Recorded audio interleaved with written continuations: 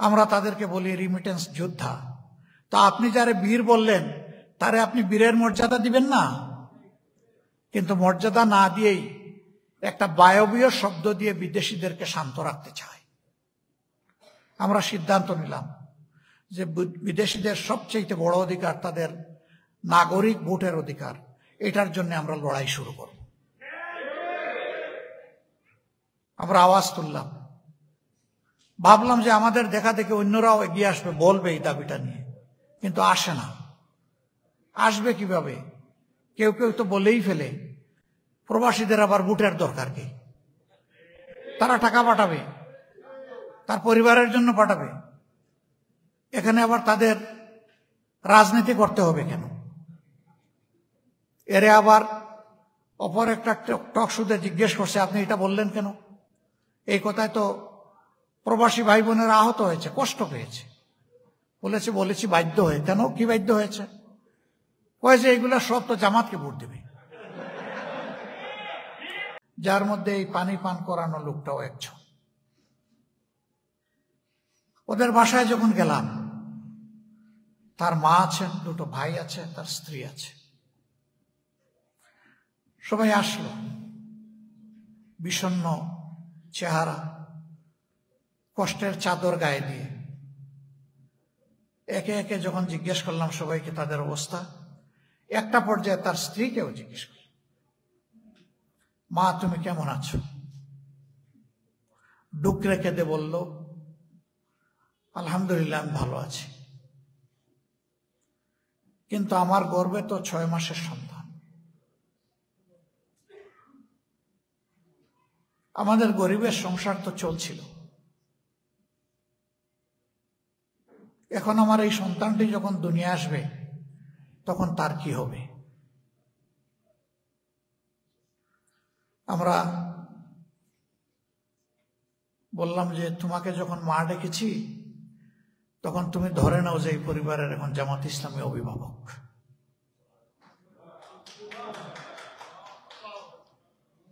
আমরা দোয়া করি আল্লাহ তোমাকে একটা নেক সন্তান দান করুন, সুস্থ হালতে দান করুন।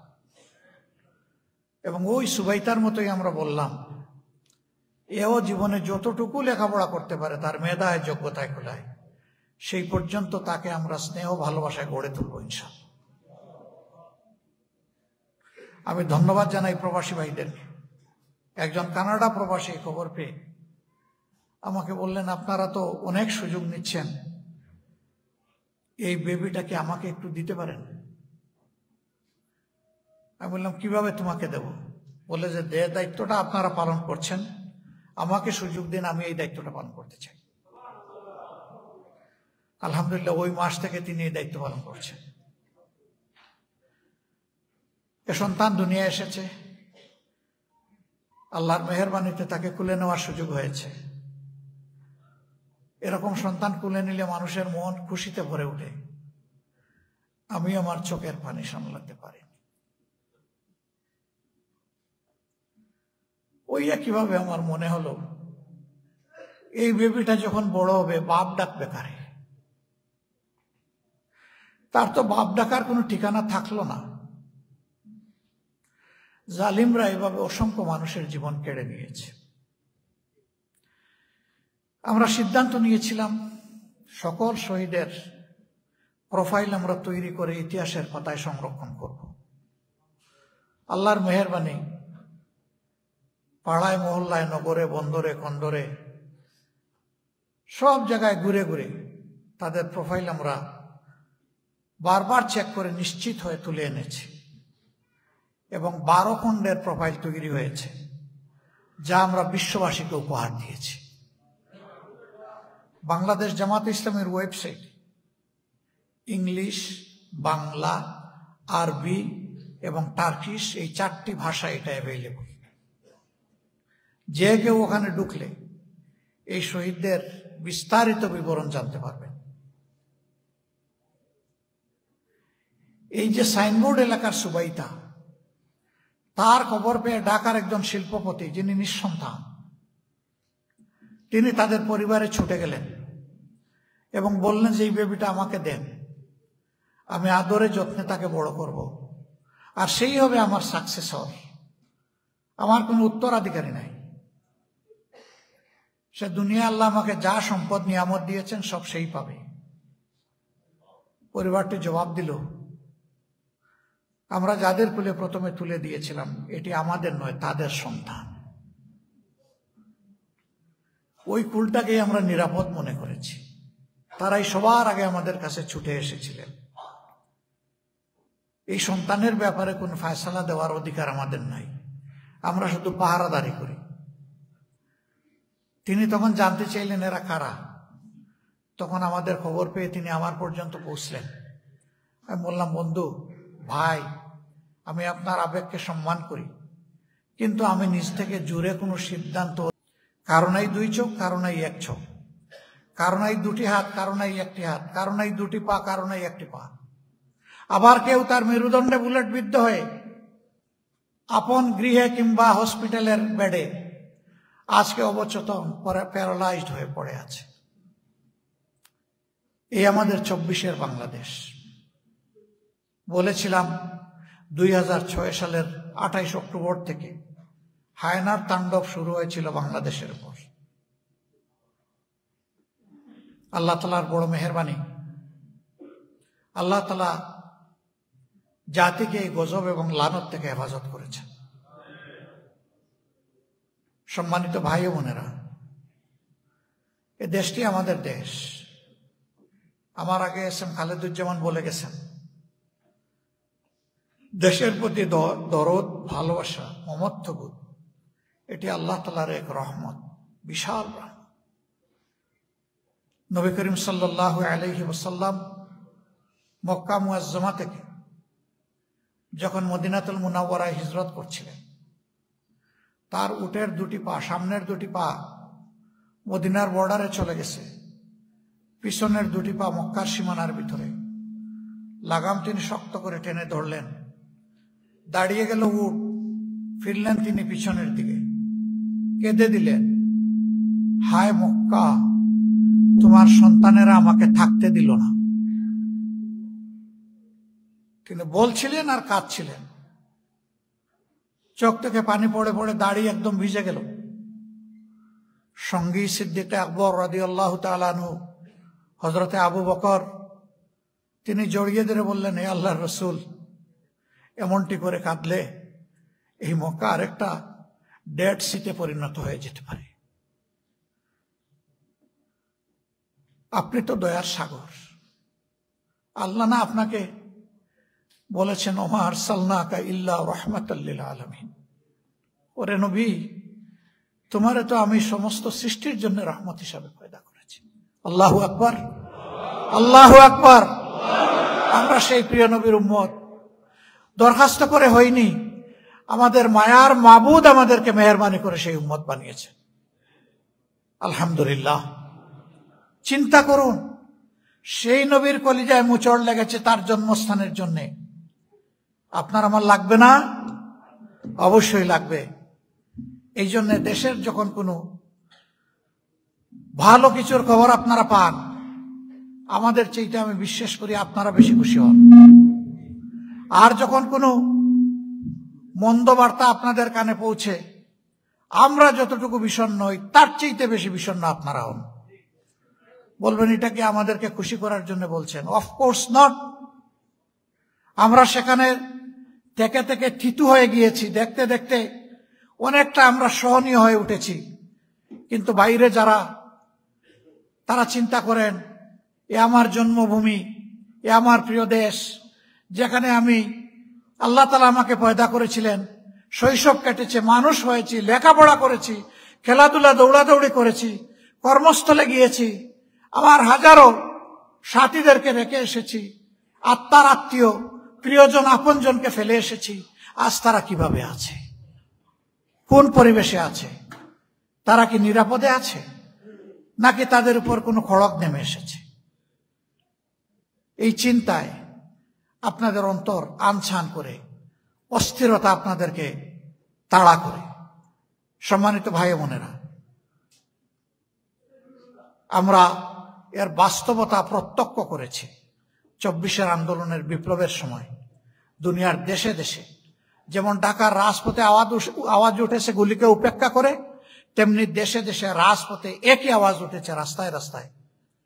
এমনকি কিছু কিছু দেশ যেখানে সব ধরনের সভা সমাবেশ নিষিদ্ধ, তারা এটাকে পরোয়া করেনি, তোয়াক্কা করেনি, ভুলে গিয়েছিল, রাস্তায় নেমে এসেছিল, আওয়াজ তুলেছিল, মুক্তির আওয়াজ। সেই অপরাধে তারা গ্রেফতার হয়েছে, তাদেরকে জেলে পুরা হয়েছে, শাস্তি দেওয়া হয়েছে, তাও তারা পরোয়া করেনি। এমনকি তাদের 2 জন জেলের ভিতরে ইন্তেকাল করেছে। এর পাশাপাশি লেখালেখির মাধ্যমে সমান তালে আপনারা এই যুদ্ধে শরিক ছিলেন। শেষ পর্যায়ে এসে একটি কঠিন সিদ্ধান্ত নিয়েছিলেন যে আত্মীয় স্বজনকে, দেশকে, আমাদের ফেলে আসা জিন্দেগির দীর্ঘ সময় আমরা এখান থেকে অর্থ পাঠিয়ে, রিমিটেন্স পাঠিয়ে আমরা সহযোগিতা করেছি। আজকে দেশ বাঁচানোর জন্য, এই জালিমদের চাকাকে স্থবির বন্ধ করে দেওয়ার জন্য, স্তব্ধ করে দেওয়ার জন্য আজ থেকে আর আমরা রিমিটেন্স পাঠাবো না। আপনাদের এই সিদ্ধান্ত জালিমের পায়ের তলার মাটি সরিয়ে ফেলেছিল, কুরসি তরতর করে কেঁপে উঠেছিল, যার কারণে হাত জোড় করে প্রবাসীদের কাছে বলতে বাধ্য হয়েছিল, আমাদেরকে ক্ষমা করুন, আপনারা রিমিটেন্স পাঠিয়ে দেশটাকে বাঁচান। কিন্তু কুমিরের মায়া কান্না আপনাদেরকে বিভ্রান্ত করতে পারেনি। আপনারা আপনাদের সিদ্ধান্তে অটল ছিলেন, মজবুত ছিলেন। এই সব কিছু মিলেই তো পরিবর্তন এসেছে। আমরা যেমন শহীদ পরিবার এবং পঙ্গু আহত ভাই বোনদের পাশে দাঁড়ানোর চেষ্টা করেছি, আমাদের বিবেক আমাদেরকে চাবুক মেরে বলেছে, এই যে প্রবাসীরা বিশাল অবদান বছরের পর বছর, যুগের পর যুগ রেখে চলেছেন, তোমরা কি করছো তাদের জন্য? তাদের ভোটের অধিকারটা পর্যন্ত তোমরা দাওনি। তারা দেশে আসে বুক ভরা আশা নিয়ে, বিমানবন্দরে পাড়া দিয়ে বলে, কোন জালিমের জনপদ, কোথায় আসলাম। এমনকি ক্ষেত্র বিশেষে নিজের আপনজন পর্যন্ত এই প্রবাসী ভাই বোনদের উপর জুলুম করতে পিছপা হয় না। আমার এই ক্ষুদ্র জীবনে আমি অনেক রক্তাক্ত এই সমস্ত মজলুমের সাক্ষী, চোখে দেখা সাক্ষী। কেন? কি অপরাধ? তাদের অপরাধ এইটাই যে তারা কেবল যোগান দিয়েই যাচ্ছে, তাদের জন্য কোনো কিছু পাওয়ার নেই। আমরা তাদেরকে বলি রিমিটেন্স যোদ্ধা। তা আপনি যারে বীর বললেন, তারে আপনি বীরের মর্যাদা দিবেন না? কিন্তু মর্যাদা না দিয়েই একটা বায়বীয় শব্দ দিয়ে বিদেশিদেরকে শান্ত রাখতে চায়। আমরা সিদ্ধান্ত নিলাম যে বিদেশিদের সবচেয়ে বড় অধিকার তাদের নাগরিক ভোটের অধিকার, এটার জন্য আমরা লড়াই শুরু করব। আমরা আওয়াজ তুললাম, ভাবলাম যে আমাদের দেখা দেখে অন্যরাও এগিয়ে আসবে, বলবে এই দাবিটা নিয়ে, কিন্তু আসে না। আসবে কিভাবে? কেউ কেউ তো বলেই ফেলে, প্রবাসীদের আবার ভোটের দরকার কি? তারা টাকা পাঠাবে, তার পরিবারের জন্য পাঠাবে, এখানে আবার তাদের রাজনীতি করতে হবে কেন? এরে আবার অপর একটা টক শুতে জিজ্ঞেস করছে, আপনি এটা বললেন কেন? এই কথায় তো প্রবাসী ভাই বোনেরা আহত হয়েছে, কষ্ট পেয়েছে। বলেছি বাধ্য হয়ে। কেন? কি বাধ্য হয়েছে? কয়ে যে এইগুলা সব তো জামাতকে ভোট দেবে।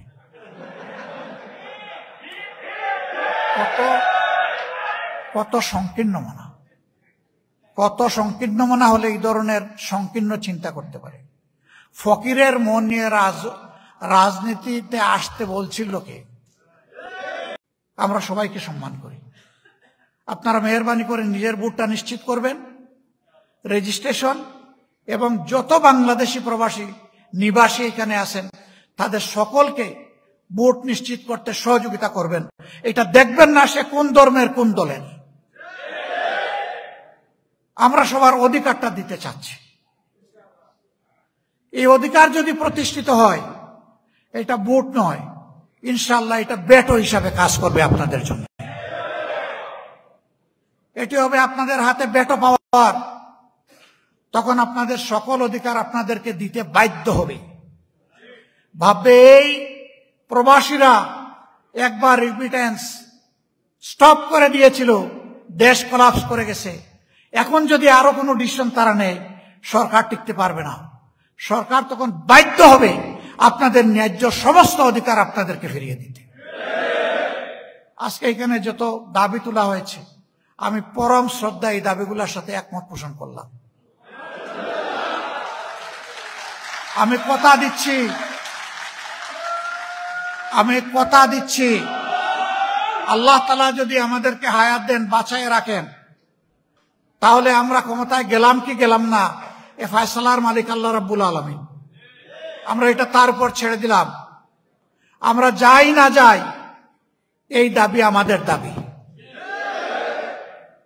যদি আল্লাহ তাআলা আমাদেরকে দেশ পরিচালনার দায়িত্ব দেন সেবক হিসাবে, এ দাবি আপনাদের ইনশাল্লাহ দ্বিতীয়বার আর তুলতে হবে না। এই দাবি আপনাদের বাস্তবায়ন করে আপনাদের পকেটে পৌঁছে দেওয়ার চেষ্টা করা হবে ইনশাআল্লাহ। এর সাথে আরেকটা দাবি আপনারা করেন নাই, আমি সেই দাবিটি যোগ করতে চাই। এটি হচ্ছে, আমরা হিসাব নেব প্রবাসে বাংলাদেশের কতজন মানুষ বসবাস করে, কতজন নরনারী, শিশু, আবাল, বৃদ্ধ বনিতা, টোটাল পপুলেশনের সাথে মিলে আমরা হিসাব করে দেখব কত পার্সেন্ট। যত পার্সেন্ট মানুষ বিদেশের মাটিতে বসবাস করে, আমরা সংসদে তত পার্সেন্ট প্রবাসীদের প্রতিনিধিত্ব নিশ্চিত করব ইনশাআল্লাহ।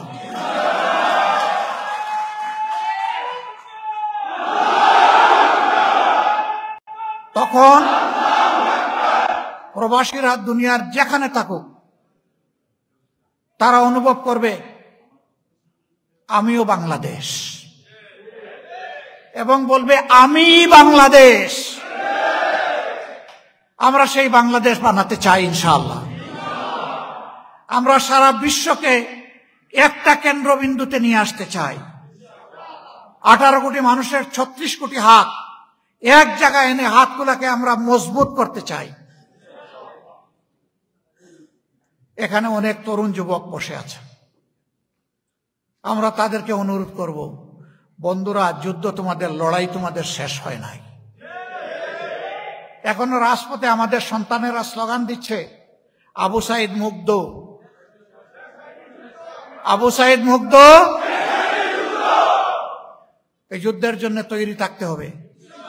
বলবেন যে মুরব্বীরা তাইলে বেঁচেই গেলেন, লড়াইটা একা আমরাই করব না। তোমাদেরকে কথা দিচ্ছি, আমি বরাবর বলি, টুপিও সাদা, চুলও সাদা, ব্রুও সাদা, দাড়িও সাদা, এবং আমার এইটার নিচে যেটা এটাও সাদা।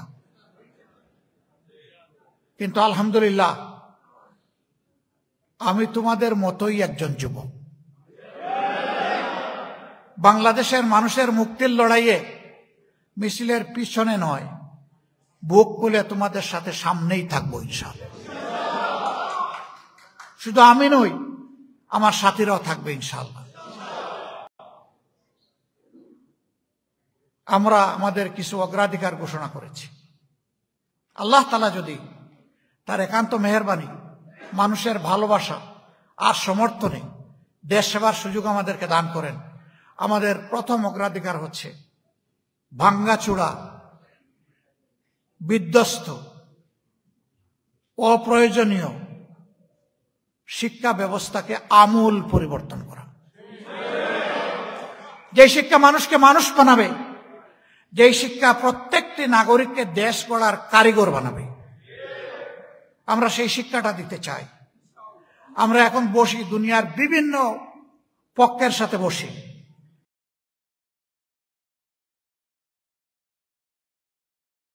মানুষ বানাবে, যেই শিক্ষা প্রত্যেক পক্ষের সাথে বসি, তারা জানতে চায় তোমরা কি করবা। আমরা তাদের কাছে জানতে চাই আমরা যা করব সেখানে তোমরা কতটুকু সহযোগিতা করতে পারবা। তারা আমাদের কথা শুনে বলে, অবশ্যই তোমরা যদি এইভাবে আগাতে চাও আমরা তোমাদের সাথে থাকবো, সহযোগিতা পরিবর্তন করা। যে শিক্ষা মানুষকে মানুষ বানাবে, যেই শিক্ষা প্রত্যেক বয়সে একজন উদ্যোক্তা হবে, না হয় একজন দেশের সেবক হয়ে সে বিভিন্ন জায়গায় সার্ভিসে নিজেকে নিয়োজিত করবে। যার যেমন যোগ্যতা, তার যোগ্যতা অনুযায়ী সে পাবে। বেকারের মিছিল আর দীর্ঘ হবে না, সেই শিক্ষাটা আমরা এস্টাবলিশ করতে চাই। আমাদের দ্বিতীয় প্রায়োরিটি, আমাদের সমাজটাকে শেষ করে দিল দুর্নীতি, সর্বগ্রাসী দুর্নীতি। আমরা বলেছি এই দুর্নীতির জড় কেটে দিতে চাই, এটাকে উপড়ে ফেলতে চাই। আমরা বাংলাদেশের ক্ষমতায় গেলাম কি গেলাম না, এটাও এখানেও বিবেচ্য বিষয় নয়। দুর্নীতি বাংলাদেশ থেকে বিদায় না দেওয়া পর্যন্ত আমাদের লড়াই চলবে ইনশাআল্লাহ। ইনশাআল্লাহ কেউ আমাদের গতি থামাতে পারবে না, আমরা থামবো না। এই আমরা কারা? এই আমরা হচ্ছে আমরা সবাই। আপনারা এই লড়াই আমাদেরকে সাহস দিবেন, দোয়া করবেন, ভালোবাসা দিবেন, সাথে থেকে লড়াই করতে রাজি আছেন?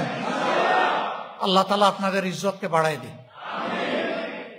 সম্মানিত ভাই বোনেরা, আমাদের তৃতীয় অগ্রাধিকার, গ্রাম্য আদালত থেকে শুরু করে সুপ্রিম কোর্ট, কোথাও আমাদের দেশে ন্যায় বিচার পাই না। আমরা মহান আল্লাহর উপর ভরসা করে ঘোষণা দিয়েছি, কোরআন যে ন্যায় বিচার এই জাতিকে, বিশ্ববাসীকে উপহার দিয়েছে, তার ভিত্তিতে প্রত্যেকটি নাগরিকের জন্য তার ন্যায় বিচার পাওয়ার অধিকার নিশ্চিত করা হবে ইনশাআল্লাহ। রাষ্ট্রের প্রেসিডেন্ট কিংবা প্রধানমন্ত্রী তিনিও যদি কোনো অপরাধ করেন, তার মুখের দিকে আইন তাকাবে না, আইন তার অপরাধকে দেখবে, তাকে দেখবে না। আইন সমাজের মর্যাদা অনুযায়ী ভিন্ন ভিন্ন হবে না, আইনের পাল্লা সমান হবে ইনশাআল্লাহ। হায় রে, এই পাল্লাটা আমাদের থেকে কেড়ে নেওয়ার জন্য কি না করা হয়েছে, আর আমরা দাঁতে কামড় দিয়ে ধরে রাখার চেষ্টা করেছি। আমরা বলেছি এই পাল্লার প্রতীক উবে গেলে বাংলাদেশে ন্যায় বিচারের পক্ষে হয়তো আর কেউ কথাই বলবে না। সুতরাং পাল্লা আমরা কাউকে দেব না, এটা আমরা রাখবো ইনশাআল্লাহ। সম্মানিত ভাই বোনেরা, এটা করতে গেলে বহু জায়গায় আমাদের হাত দিতে হবে। আমরা জানি এই কাজ করতে গিয়ে আমরা ভীম রুলের চাকে ঢিল ছুড়বো, এটা আমরা জানি, কিন্তু আমরা প্রোটেক্টিভ মেজার নিয়ে ওই ভীম রুলের বিরুদ্ধেও আমরা যুদ্ধ করবো ইনশাআল্লাহ। আমাদের সামনে যদি বাদার হিমালয় পর্বত দাঁড় করিয়ে দেওয়া হয়, মহান আল্লাহ তাআলার কাছে তৌফিক চাই, হে আল্লাহ, তোমার কাছে এই সমস্ত পর্বত কিছুই না, তুমি সেই পর্বত আমাদেরকে দু পায়ে দলিয়ে মাড়িয়ে আমাদেরকে গন্তব্যে পৌঁছার জন্য শক্তি তুমি সরবরাহ করে দাও। আল্লাহ সব পারেন, তিনি কুন ফায়াকুনের মালিক।